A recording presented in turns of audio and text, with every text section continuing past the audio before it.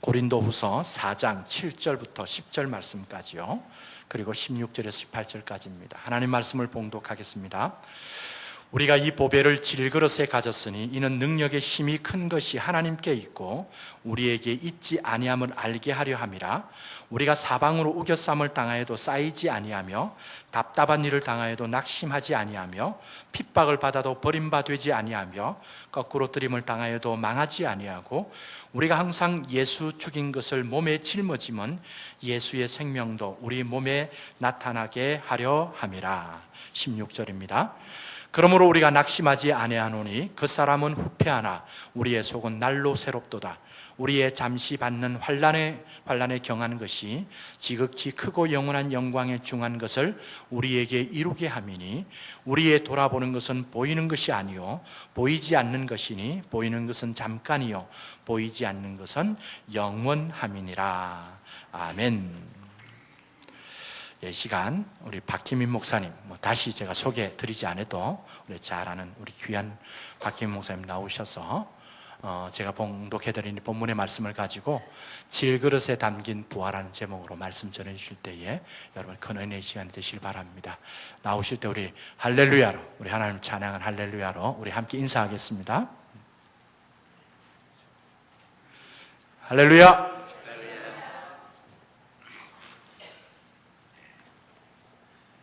우리 다시 한번 옆에 분들에게 당신 멋져 그렇게 인사하고 축복해 주시기 바랍니다. 당신 멋져.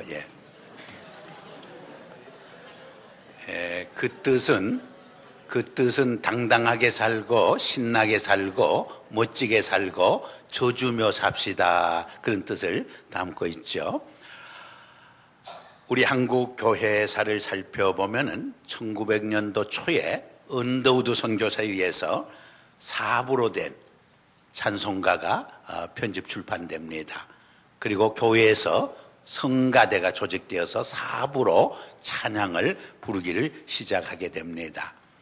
그자 갓을 쓴 할아버지 교인이 제일 앞에 와서 듣고 이렇게 평을 했다고 그래요.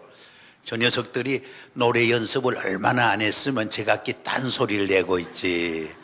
오늘 1부 호산나 성가단, 또 2부 할렐루야 찬양단이 참 은혜스러운 찬양을 불러주었습니다. 파트별로 딴소리를 했지만은 너무너무 은혜스러운 찬양이었습니다. 오늘 1부 예배 때 말씀을 제가 드렸습니다만은 7주년을 맞이해서 지난 7년간 이 재단을 위해서 물심양면으로 헌신하신 죄종과 성도들의 봉사와 헌신하여 하나님께 감사와 찬송과 영광을 올려드립니다.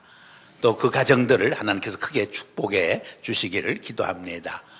또 앞으로 7년, 10년, 20년을 향해 더 큰 비전과 꿈을 가지고 온 교회가 일취월장 하나 되어서 새롭게 결단하고 헌신하며 나아가는 하나의 전환점이 되기를 주 이름으로 축복합니다.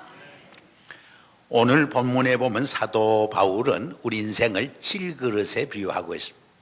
질그릇처럼 연약하고 깨어지기 쉬운 존재라는 것입니다. 질그릇이 흙으로 만들어진 것처럼 우리 인간도 흙에서 와서 흙으로 돌아가는 흙덩이에 불과하다는 것입니다. 그 점에서 옆에 분에게 당신도 흙덩이입니다, 이렇게 한번 인사해 볼까요? 당신도 흙덩이입니다. 너무너무 섭섭하죠. 너무너무 섭섭하지요. 그러나 이번에 이렇게 격려하고 축복합니다. 그러나 그 속에 생명의 보화가 있습니다. 그러나 그 속에 생명의 보화가 있습니다. 영어 성경에는 We have this treasure in jars of clay. 우리의 질그릇과 같이 연약한 존재지만 그 속에 생명의 보화가 있다는, 예수 그리스도를 통해서 비춰준 생명의 빛이 있다는 거예요. 이렇게 우리를 창조하시고 구속해 주신 것은 그 크신 능력이 우리 자신에게서 나오는 것이 아니고 하나님께로부터 나오는 것을 깨닫고 하나님과의 생명적인 관계, 사랑의 관계를 맺고 살아가게 하시기 위함이라, 그렇게 사도 바울은 고백을 하고 있는 것입니다. To show that this all surpassing power is from God and not from us. 그 크신 능력이 나에게 있는 게 아니, 하나님께로부터 나오는 것을 깨닫고 하나님과의 생명적인 관계를 맺고 살도록 우리가 창조되었고 구속을 받았다고 하는 것입니다. 그리고 이런 생명의 보화를 지닌 그리스도인의 삶은 어떤 것인가? 오늘 본문에 보면 사도 바울은 한 3가지로 설명을 해주고 있어요.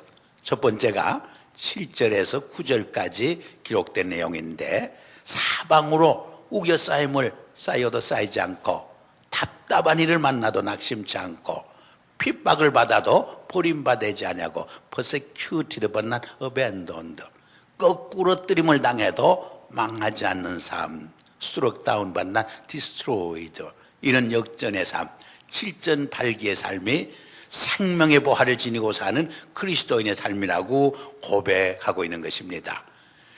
여러분, 세상 사람들은 한 번 넘어지면 그 자리 주지 않습니다. 절망하고 포기해 버립니다. 그러나 우리 그리스도인들은 다시 일어설 수 있는 용기가 있습니다. 역전의 삶을 삽니다. 다시 일어설 수 있는 비전이 우리에게 있는 것입니다. 여러분, 우리가 넘어질 때 마귀와 사탄은 우리로 하여금 일어서지 못하게 합니다. 포기하고 절망케 합니다. 소망을 빼앗아갑니다.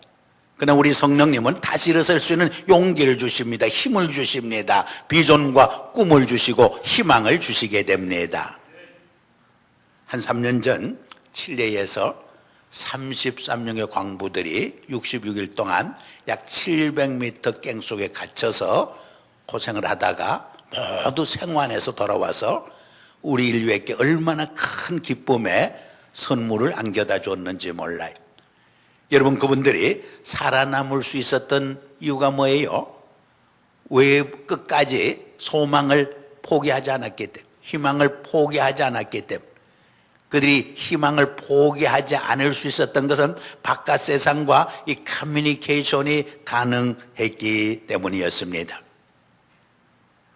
어떤 크리스찬 유니버시티에서 졸업을 하는데, 졸업식에 졸업생 중에 제일 기업에 성공한 CEO를 불러서 졸업연설을 부탁을 했습니다.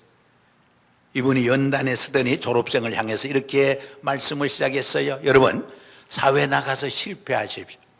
여러 번 실패하십시오. 얼마나 충격적인 말이었는지 모릅니다. 그러나 그 내용은 자기가 젊어서 대학을 졸업하고 여러 번 사회 나가서 실패했다는 거예요.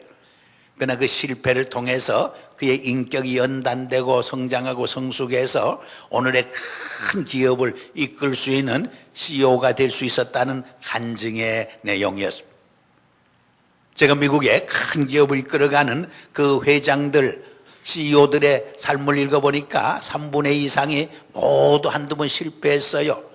그 실패를 통해서 더 배우고 더 겸손해지고 더 훈련받고 연단되어서 오늘의 큰 기업을 이끌 수 있는 CEO가 되었다고 하는 그런 내용의 간증들이었습니다. 여러분, 2차 대전을 크게 승리로 이끌었던 윈스턴 처칠 경이 자기 모교를 방문한 적이 있습니다. 후배 학생들이 굉장한 연설을 기대했던 것입니다. 그러나 그분은 너무나 바쁘기 때문에 간단히 3마디만 남기고 교정을 빨리 떠나갔다는 유명한 이야기가 있잖아요. 여러분, 그 3마디가 무슨 말인지 잘 알고 있지요? 여러분, 포기하지 마세요. 포기하지 마세요.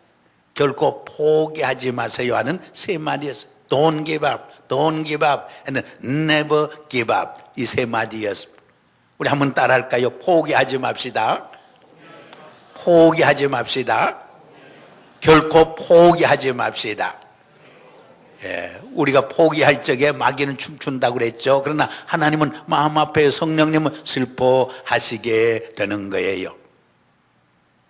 수천 명의 관중이 모인 모임에서 저보다 키가 훨씬 적은 연사가 이렇게 외쳤어요. 여러분, 제가 키가 작다고 무시하지 마세요. 이래봬도 제가 키 작은 사람들이 모이는 클럽의 회장입니다. 여러분보다 내가 부자가 될 확률이 훨씬 높습니다. 왠지 아세요? 땅에 있는 돈을 먼저 주실 확률이 훨씬 높기 때문입니다. 여러분, 자기의 약점마저 장점으로 받아들이고 사는 사람은 인생의 실패자가 절대로 되지 않습니다. 반드시 승리자가 됩니다. 반드시 성공자가 될 수 있게 되는 것입니다.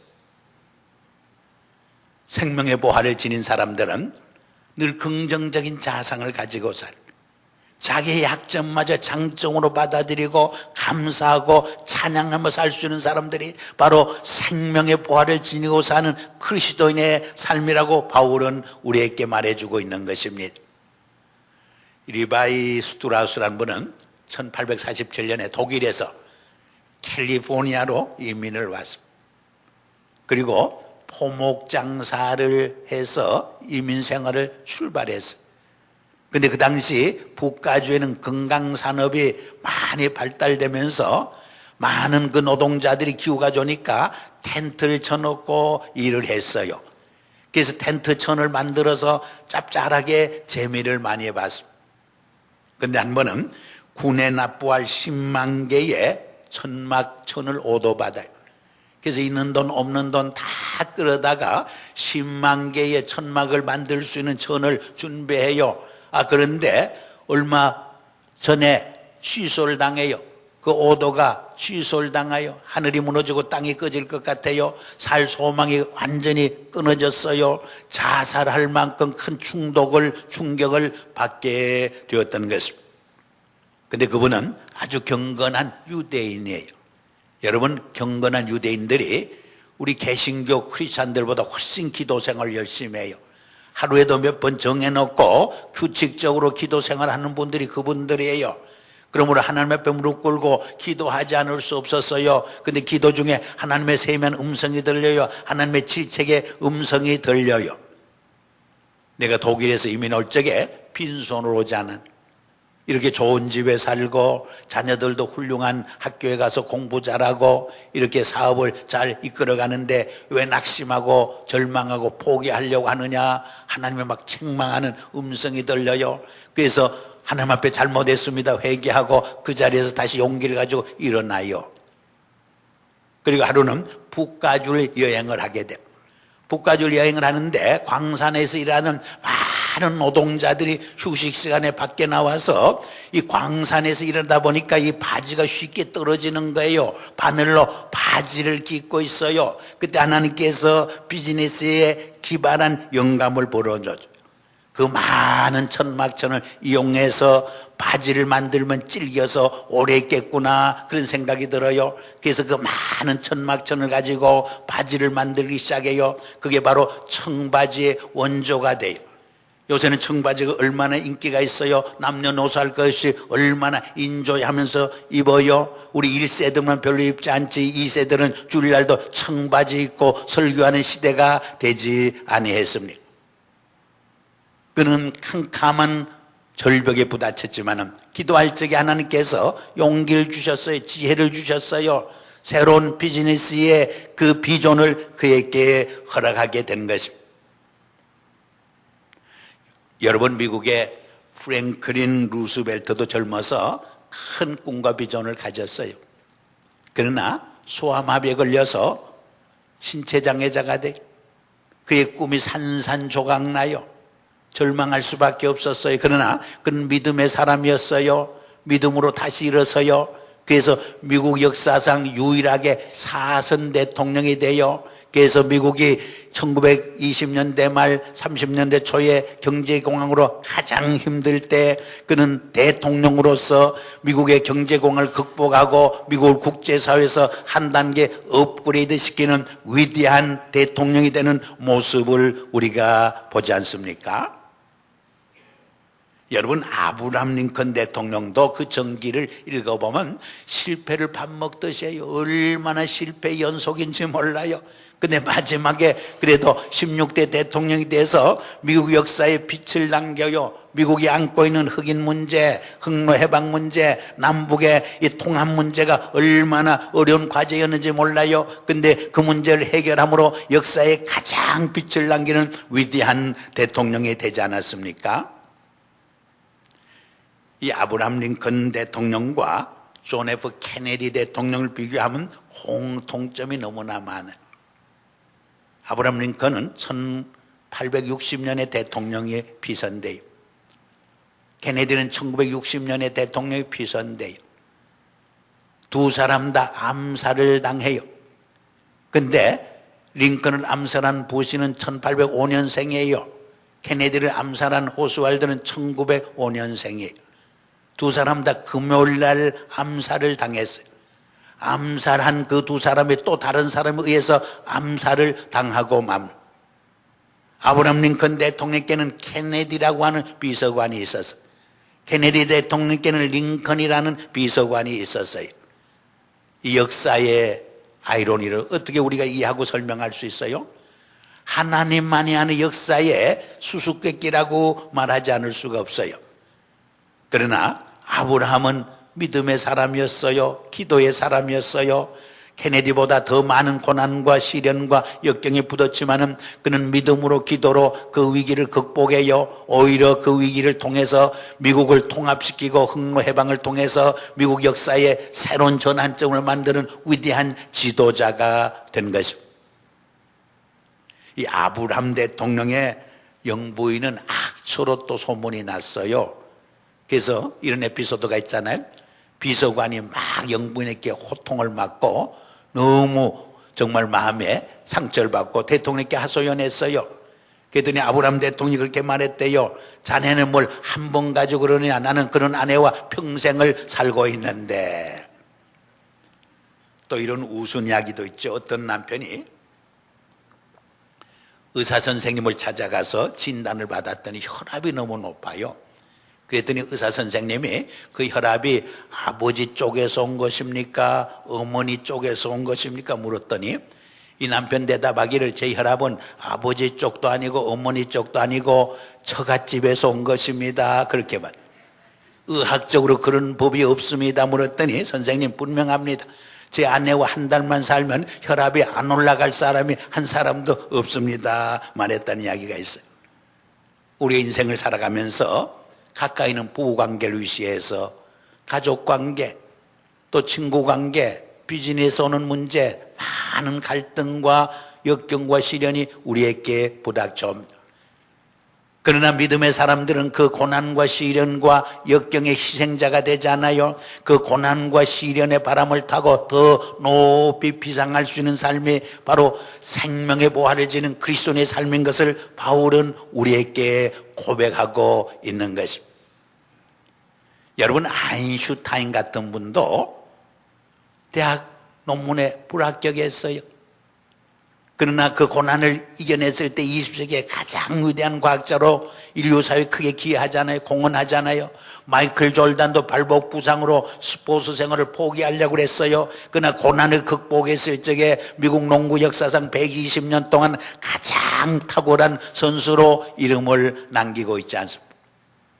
우리 김연아 선수도 허리 부상으로 얼마나 고난을 당했어요. 그러나 그 고난을 디디고 일어섰을 적에 밴쿠버에서 카나다 런던에서 금메달을 따서 얼마나 우리 백성들에게 국민들에게 기쁨의 선물을 안겨다 주게 되었습니다. 여러분, 성경에 보면 욥이라는 사람의 이야기가 나요.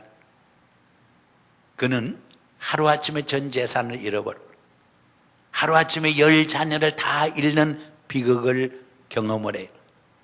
뿐만 아니라 육신의 병까지 걸려요. 사랑하는 아내마저 남편을 욕하고 저주하고 배신하고 떠나가요. 그는 인간이 당할 수 있는 고난의 밑바닥의 심연에 빠져요. 그런 상황 속에서도 그는 하나님을 원망하지 않았어요. 주신 자도 여호와요 취하신 자도 여호와시니 하나님께 감사와 찬송과 영광을 돌린다고 말해요. 빈손으로 왔다가 빈손으로 돌아가는 존재가 인간이라고 고백을 해요. 이러한 욥을 하나님은 버리지 않아요. 하나님은 그를 축복해서 배의 축복을 누리게 해요. 그리고 오고는 세대 속에서 고난을 드디고 승리한 위대한 신앙의 모본으로 우리에게 교훈을 말해주고 있지 않습니까? 두 번째로 생명의 보화를 지닌 그리스도인의 삶은 어떤 삶인가? 그리스도와 함께 날마다 십자가에서 죽고 그리스도와 함께 날마다 새롭게 창의적으로 살아가는 삶이 그리스도인의 삶이라고 고백을 해요. 이거 10절에서 15절에 기록된 내용의 말이에요. 10절에 우리가 항상 우리 몸에 예수의 죽임을 짊어지는 것은 예수의 생명을 또한 우리 몸에 나타내게 하려 함이라, 그런 고백을 해요. We always carry around in our body the death of Jesus so that the life of Jesus also may be revealed in our body. 우리 몸에 예수의 죽음을 짊어지는 것은 우리 몸에 예수의 생명이 나타나게 함이라. 얼마나 위대한 고백이요.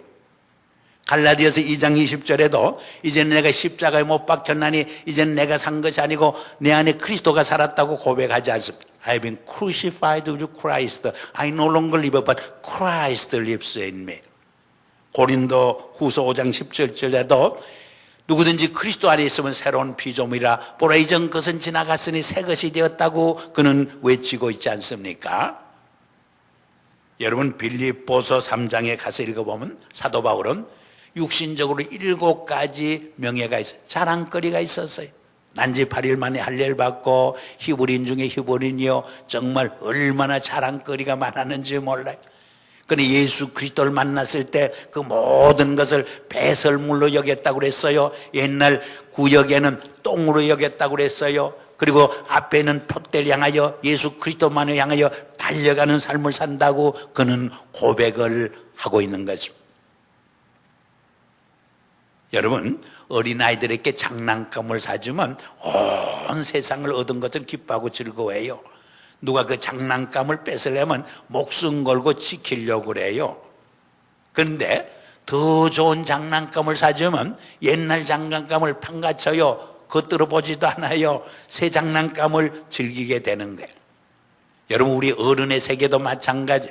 세상의 부귀영화가 가장 귀한 것인 줄 알고 생명을 바쳐 지켰는데 정말 그리스도 안에서 더 큰 보화를 발견할 때 미련 없이 포기하고 버릴 수 있어요. 우리의 신앙과 영적 세계에서도 마찬가지예요. 지금까지 이 세상의 부귀영화가 가장 값진 것인 줄 알았는데 정말 복음 안에서 그리스도 안에서 새 생명을 발견하고 새로운 보화를 발견할 때 미련 없이 떨쳐 버릴 수 있게 되는 것입니다. 사하라의 불꽃이라고 하는 유명한 책을 쓴 샤를 드푸크라는 불란서 사람이 있어요. 이분은 고급 장교 출신으로서 연금만 받고 살아도 남은 생을 아주 평안하게 정말 인생을 인조이하면서 즐기며 살 수 있었어요. 그런데 예수 그리스도를 만나요. 예수 그리스도를 만났을 적에 그 인생관이 달라져요. 가치관이 달라져요. 꿈과 비전이 달라져요. 사명이 달라져요. 그래서 그 세상의 안일과 부귀를 다 떨쳐버리고 저 아라비아 광야에 복음을 들고 선교사로 떠나요. 원주민에게 복음을 전하다가 총탄에 맞아 순교를 당해요. 그 책에서 그는 이런 말을 남겼어요. 우리 삶에서 믿음이 얼마나 소중한, 우리는 하루도 믿음 없이 살아갈 수 없는 실존이라고 고백을 해요. 그러나 때로는 하나님 앞에서 참으로 바로 믿고 산다는 것이 얼마나 힘든가, 이런 고백도 우리에게 남겨주고 있는 것입니다. 여러분 세상 사람들의 시간관, 역사관은 아침의 희망으로 기대감으로 출발해요. 그러나 저녁에 절망과 좌절로 끝을 맺어요. 생명으로 출발하지만 결국 죽음으로 끝맺어요. 심판으로 멸망으로 끝을 맺어요. 그러나 히브리 사람들의 시간관과 역사관은 어떤 것입니까? 우리 크리스찬들의 시간관과 역사관은 어떤 것입니까? 창세기 1장에 보면 저녁이 되고 아침이 되니 첫째 날이라, 저녁이 되고 아침이 되니 둘째 날이라, 그렇게 설명해요. 히브리 사람들의 시간과는 때로는 저녁에 고난과 역경과 시련으로 출발해요. 그러나 새벽의 소망으로 이어져요. 정말 고난과 시련으로 출발하지만은 영원한 생명으로 부활의 소망으로 이어지는 삶이 바로 히브리 사람들의 인생관이요 그리스도인들의 역사관인 것입니다.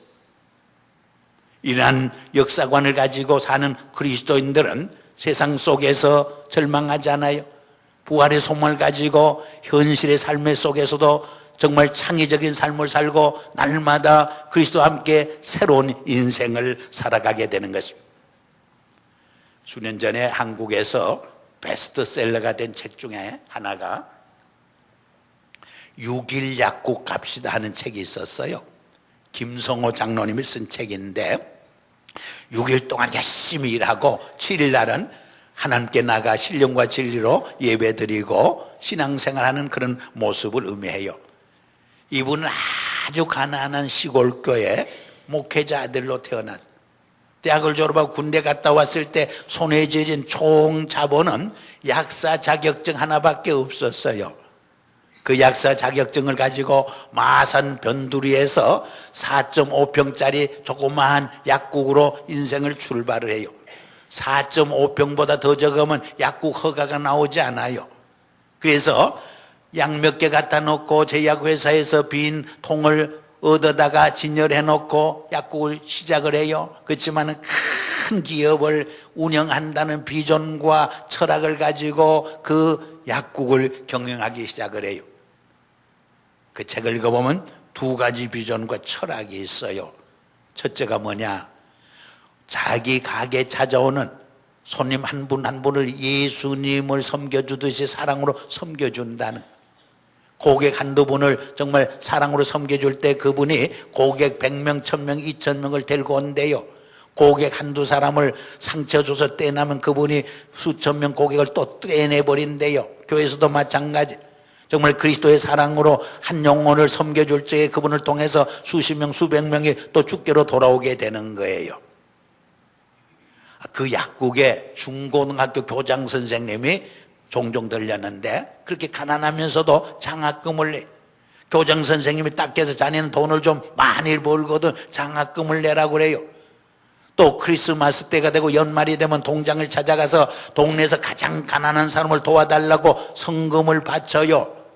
근데 그분이 뭐라고 말하는가 하면 교장 선생님께 가난할 때에 11조 생활하고 하나님 앞에 헌납하는 헌금 생활 제대로 못하면 부자가 되면 더 할 수가 없습니다. 그런 고백을 해요. 옳은 말. 이렇게 열심히 살아요. 여러분, 이분은 약국만 경영한 게 아니에요. 컴퓨터 교육 프로그램도 개발했는데 한 달에 학생들에게 3만 원을 받아요. 근데 5만 원을 들어도 그를 사랑으로 섬겨주라는 거예요. 손해나는데. 그러나 이렇게 정말 사랑으로 정성을 가지고 이렇게 섬기고 기업을 이끌었을 적에 어떤 기적이 일어나느냐. 가장 성공한 컴퓨터 교육 프로그램이 개발돼요. 그리고 10년 만에 수백 배 약국이 성장하는 기업의 성공을 가져와요. 두 번째 비전과 철학이 뭐냐? 절대로 어제를 되풀이하는 오늘 살지 않는, 어제보다 뭔가 신앙적으로 영적으로 자기의 직업이나 커리어에서 한 단계 업그레이드 된 그런 삶을 산대. 새로운 인생을 산대요. 오늘은 내일보다, 내일은 오늘보다 더 발전한 성장한 성숙한 삶을 산대요. 이렇게 10년을 했더니 200배, 300배 기업이 성장해. 그래서 지금은 수천 명, 수만 명 모이는 기업에 정말 강사로 가서 기업 강연을 하고 많은 교회 다니면서 간증을 하는 유명한 장로님이 되었습니다. 여러분도 오늘부터 만일 10년 동안만 매일매일 정말 어제보다 오늘이 다른 새로운 인생을 살고 정말 한 단계 업그레이드된 삶을 신앙적으로 영적으로 살고 여러분의 직업과 사업의 삶을 가져올 적에 10년에는 엄청난 기적의 열매가 맺혀질 줄 분명히 믿습니다. 제가 2010년에 아주자 퍼시픽 유니버시티에서 한 5,000명 그 학부모, 교수들, 졸업생들, 학생들 앞에서 그 졸업 설교, 졸업 연설을 했어요. 그때 백석대학교 장 총장이 명예박사학위를 받았어요. 그러니까 아마 한국 사람이 졸업 연설을 했으면 좋겠다 생각해서 저한테 부탁이 왔어요. 여러분, 한국말로 연설하고 설교를 해도 부담이 되는데 영어로 하려니까 얼마나 힘들어요. 그래서 제가 사양하고 싶었어요.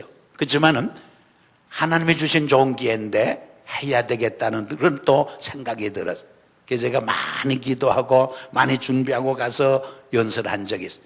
그래서 그때 미국 대학에서는 어떻게 졸업 연설하는가 제가 많이 리서치를 해봤어요. 그랬더니 스탠포드 대학교에서 스티브 잡스가 한 연설문이 유튜브에 나와요. 제가 많은 감동을 받았어요. 그분이 뭐라고 연설한지 아세요? 대학도 졸업하지 못한 이 사람이 이 명문대학에 와서 서로 변설하게 돼서 영광으로 생각합니다. 그렇게 시작을 해요. 그분은 고아로 자랐어요. 그래서 양부모의 1년 인감을 다 갖다 바쳐도 대학 1년 학비가 안 돼요. 그래서 대학을 포기해요. 그렇지만 몇 강이 청강을 해요. 그 청강을 한 것이 애플 회사를 시작했을 때 큰 도움이 되었다고 고백을 하고 있습니다. 근데 2단계는 그 기업을 애플 회사를 시작하면서 자기보다 훌륭한 사람이 있으면 그 자리를 내주겠다고 정책을 세웠어요.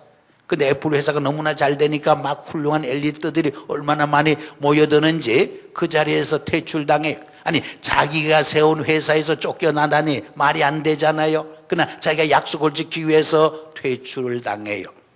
그리고 얼마나 고생을 하는지. 죽고 싶어요. 자살하고 싶어요. 살맛이 나지 않아요.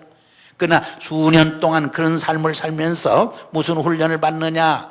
모든 것을 새롭게 보고 새롭게 생각하는 창의적인 훈련을 받게 돼요.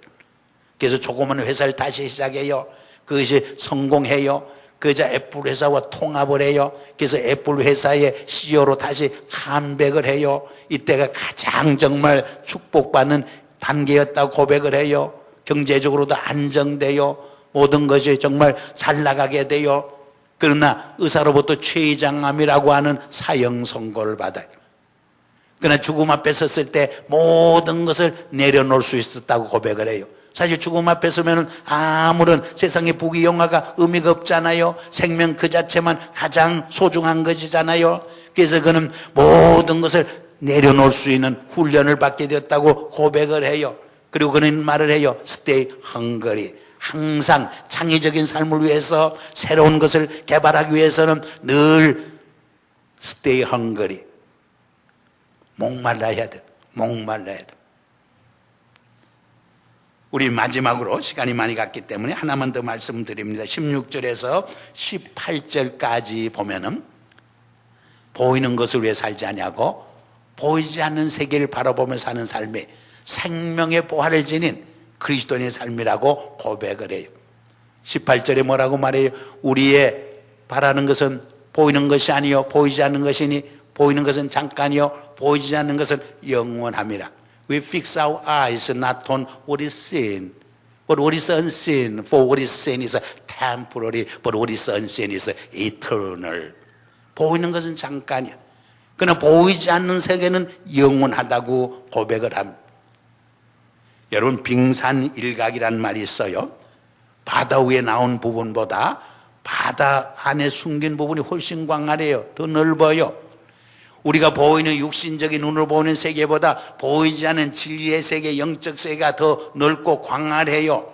여러분, 삼중고의 인생을 산 헬렌 켈러는 육신의 눈은 어두워서 세상을 보지 못했지만은 그의 지안을 통해서 영안을 통해서 더 광활한 진리의 세계, 영적 세계를 바라보며 살았기 때문에 더 인생을 풍성하게 살았어요. 또 행복하게 살았어요. 인류사에 더 많은 스피리추얼 임팩트를 주며 인생을 살게 된 것입니다. 창세기 13장에 보면 아브라함과 롯이 같이 살아요. 근데 살림이 막 늘어나자 아브라함의 일꾼들과 롯의 일꾼들 사이에 갈등이 생겨요. 그래서 아브라함이 조카 롯에게 제안을 해요. 아무래도 우리가 분가를 해야 되겠다. 네가 우하면 나는 좌하고 내가 좌하면 나는 우하겠다고 선택권을 먼저 그에게 허락을 해요. 그래도 조카가 삼촌에게 그럴 수가 없습니다. 삼촌이 먼저 선택하세요. 그렇게 말해야 하는데 자기가 먼저 선택해요. 눈으로 보이는 기름진 땅을 선택해요. 소할 평지를 선택해요. 그건 아브라함은 믿음의 눈으로 보이지 않는 세계를 선택해요. 그런데 성경은 뭐라고 말해요? 보이는 눈으로 소할 평지 기름진 땅을 선택한 이 롯은 소돔 고모라 성과 함께 멸망당해요. 그러나 믿음의 눈으로 보이지 않는 세계를 선택하던 아브라함은 하나님의 약속 그대로 그 후손이 하늘의 별처럼 땅의 모래처럼 창대하게 되는 축복을 누리잖아요. 정말 아브라함은 모든 백성의 조상이 되었잖아요. 우리 크리스찬들만 그를 믿음의 조상으로 부르지 않아요. 유대인도 그렇게 생각하고 불러요. 심지어는 모슬롬도 그들의 조상으로 생각하고 있지 않습니까? 엄청난 축복을 누리게 된 것입니다. 1820년에 미국이 알래스카 땅을 720만 불에 사들였습니다. 그것을 사들일 적에 미국의 국무장관이 시워드라는 국무장관이었습니다. 국회에다가 그 땅을 사야 되겠다고 제안했을 때 모든 국회의원들이 반대했어요. 이 바보 같은 놈은 그 못 쓰는 땅을 왜 살려고 하느냐, 얼마나 책망하고 지책했는지 몰라요. 그래서 시워드 폴이라는 단어까지 생겼어요. 바보 같은 놈 멍청이를 시워드 폴이라고 부르게 되었어요. 그렇지만은 모든 국회의원들이, 정치인들이 보지 못하는 미국의 미래를 보고 있었어요. 미국의 미래를 위해서, 미국의 후손을 위해서 그 알래스카 땅을 반드시 사야 한다고 고집을 부렸어요. 주장을 꺾지 않았어요. 그래서 투표 결과 한 표 차이로 720만 불에 그 땅을 사게 돼요. 근데 그 땅을 사서 얼마나 수지가 맞았는지 몰라요. 몇 년 후에 3억 불어치 지하자원이 나고 석유가 나오고 막 물고기가 터져 나왔습니다.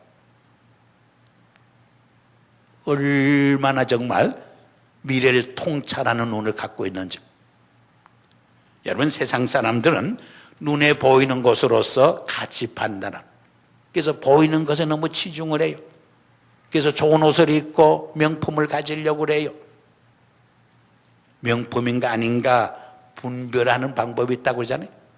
비가 올 적에 머리 위에 얹고 가면 짝퉁이고 가슴에 품고 가면 명품이라고 그러죠. 또 세상 사람들은 외모를 갖고 위해서 얼마나 노력하고 수고를 해요. 얼마나 많은 돈을 투자해요. 누가 만든 이야기겠지만 이런 이야기가 있어요. 지옥에 갔더니 공사 중이라고 써붙였더래요. 그래서 책임자에게 물었더니 한국 사람들이 하도 찜질방에 많이 다녀서 웬만한 온도는 견대백에서 온도를 조절 중에 있다고 그러더라고요.